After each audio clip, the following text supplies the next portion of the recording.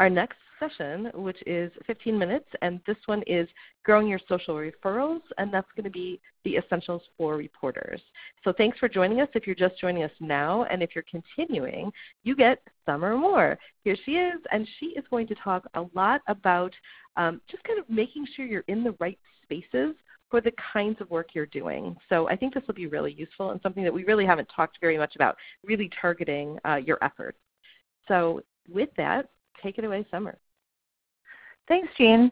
So I think it can be really overwhelming when you're thinking about being a reporter and feeling like you have to be everywhere. I think there are some strategic decisions that you can make about where to be based on what your beat is and where your audience is. So I wanted to talk a little bit about who should be where and why, and then also talk about successful Facebook groups, because we've got a couple in the company, and I think this has been a big question that people want to talk about. So I want to share a little bit about who's doing well in that space as well. So who does well on Twitter? Twitter is live. Twitter is fast. So sports, entertainment, politics, and breaking news. Those people are all going to do very well on Twitter. So you can see Zach Anderson, who is the Florida political correspondent for Sarasota. He has been doing very well on Twitter, as you'll see. Okay, so sports. Sports columnists and sports reporters do very well on Twitter because sports fans are on Twitter. It's a place to build brand loyalty and authority. So Steve Dorshik is one of our sports reporters in Canton, Ohio. He covers the Browns. He's got a large Twitter following. He breaks news on Twitter all the time. He has exchanges with people. He has exchanges with players. He's very active on Twitter, so I encourage you to check him out and send his Twitter to any of your sports reporters as somebody to look at. He has a very strong personality on Twitter, so he does very well on Twitter. So I think sports reporters are somebody that has a lot of success. That's where a lot of their audience can be found, and making sure that you're interacting on Twitter is really the key, right? So not just sharing out your stories, but you're having conversations with people. A lot of times sports reporters are very good about tagging players in their tweets as well, and that can be a really great way to get a retweet out of somebody. And Summer, I would also say that you don't have to be a pro. You don't have to be covering the pros. I know a lot of our sites are on prep sports.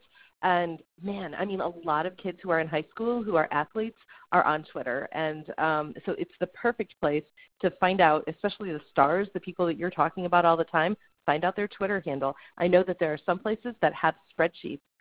So they just, anybody who is, tracking that team can just very easily find their handle and tag them. And those kids will retweet. If you say they did something great, they're going to retweet it, and that's just going to be awesome. It's also developing a new audience for us, a fresh audience. Absolutely, and tagging the schools is important too. A lot of times they've got students running their high school Twitter account, so making sure that you're tagging the schools every time you cover something or cover a player, you can definitely get a retweet out of that. And entertainment is the same way. So Dan Kane is also in Canton.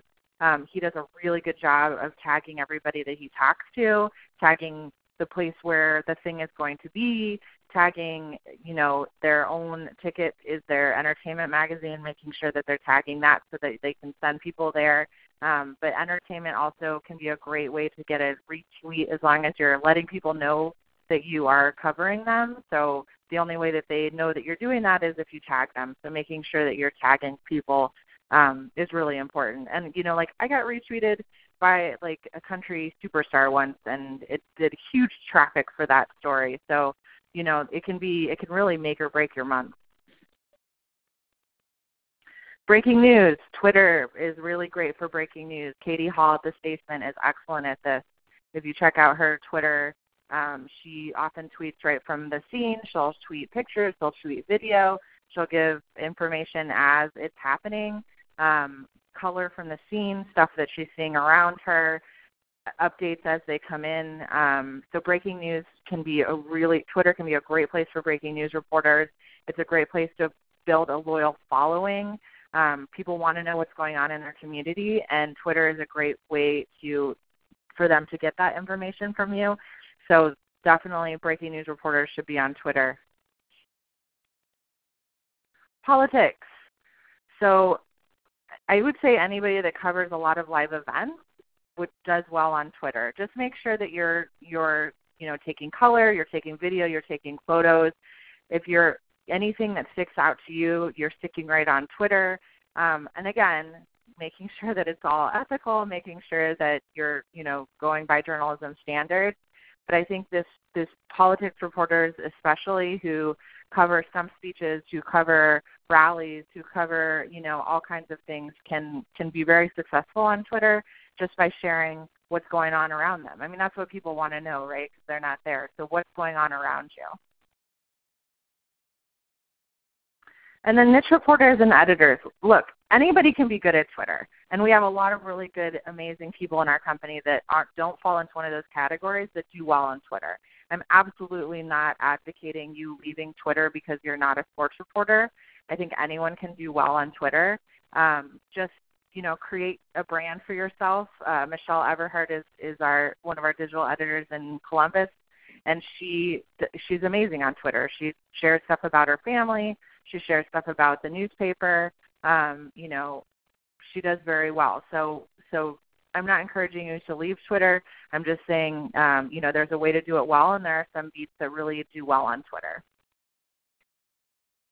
Okay, LinkedIn. I think a lot of us forgot about LinkedIn, and LinkedIn is growing. Their referrals are growing as far as driving people to our site, and they are very – sorry, everybody. They can be a really great ally for you. There's a lot of free training that they're involved in and that they're willing to share with reporters. They very much are expanding the news side of their business. So don't forget that LinkedIn exists. And think about who's using it. So who's on LinkedIn? Mainly business people, professionals. So that's kind of the content that you want to think about being on LinkedIn. So who should be on LinkedIn? Business reporters, technology reporters. It's also a great place to market live events. So if you're doing or are part of a live event in your newsroom, LinkedIn, surprisingly, can bring in tons of people because that's where, like I said, business professionals are. So depending on the event, but that is somewhere that you can find a lot of people in your community. It's also a really great place to find diverse sources. One thing that I hope that reporters are doing is taking a deep look at who they talk to and trying to expand that pool, right? So if you are somebody that often speaks to professionals in the business of, maybe universities, you talk to universities often because you're trying to do something trying to cover something that you need somebody that is in that field, go on LinkedIn and see if you can find a woman or a person of color. See if you can find somebody that isn't who you normally talk to. Those people are all, you can tell exactly where they are. You can often contact them right through LinkedIn. It's a great place to diversify who you're speaking to. And again, the training on LinkedIn is awesome. So just make sure that you're going into that LinkedIn for journalists. It's free. It's free training. They really, do a lot to support what we do. So I would encourage you to look into that for sure. Okay, Instagram. So you would think that this would be pretty self-explanatory, but obviously photographers, videographers do well on Instagram. But just like Twitter, making sure that you're tagging people that you're covering, using hashtags of events is really important so that people know that you're there. And we have had people have success with their stories. So if you're verified on Instagram, you can put links in your stories and you can put links on your posts. If you're not verified, you can only put it in your bio. But I think it's still worth being on there because it's a branding tool, right? So your photographers have a place where people can see their photography regularly, and then they'll start to look for it elsewhere.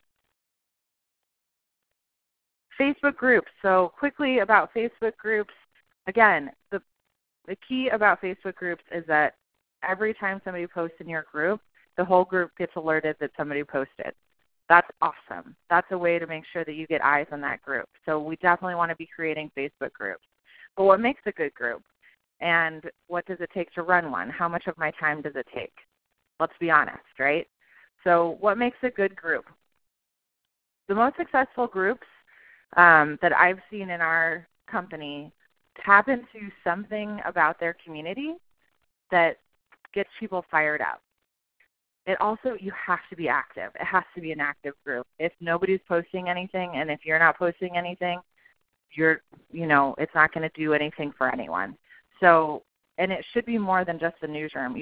The people in that group should be posting as well. So let your readers do it for you.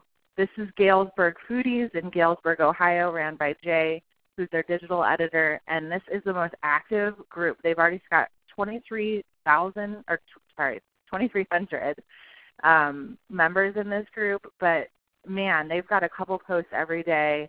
The readers are super active. Everyone wants to share where they were, and Jay is really good about taking those photos and turning them into galleries that he then shares back into the group and then gets traffic from it. So it can be this really great, fruitful way to not only connect with your community but also get some page views as long as it's an active group. So what about like individuals in my newsroom? Who should use Facebook groups?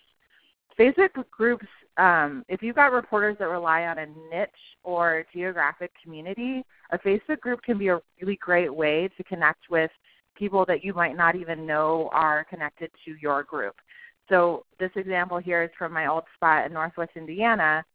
We knew that people from all across Northwest Indiana were very emotionally and physically attached to steel, right? Because that was their thing, is steel in Northwest Indiana. So we created a Facebook group around steel, and it was a way for us to, create that community. That's a really good idea. But it's somewhere where you can't just share stories, right? You have to talk to people. You have to solicit things. It's really important that it's active and you've got some, your readers giving input as well. And also just be careful. I mean, I think Facebook, all of these things are actively changing, and it's really important that you don't just create something and then never look at it. It's really important that you're monitoring what's going on in your Facebook group, and you're kicking people out if they're being inappropriate. I mean, it's up to you. You're the monitor of these things. Reddit. We're not going to get into that this week, but I really encourage you to sign up for the next training where we will do a deep dive into Reddit, and I think it's going to be a really good one, so definitely tune in. Jean? Great. Yeah, thank you so much, Summer. I hope this was useful for you. Again, if you weren't in the last session, you are going to get a link to this video, a link to these slides, and we want to encourage you, as Summer just said, to sign up for our next session, which is next week, 1 p.m. Central, 2 Eastern, and it is a week from today. Sign up. You'll learn more about Reddit. Thanks so much for joining us today, and have a great day, everybody. Thank you. Bye-bye.